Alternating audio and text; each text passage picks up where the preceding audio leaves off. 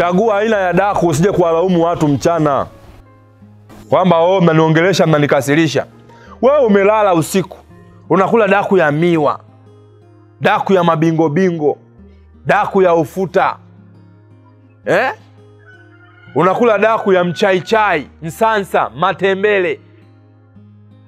Wakati unakula madaku ya hivyo, wenzako wana wali nyama, wana miogo, wana makuku, wenzako wana ugali samaki.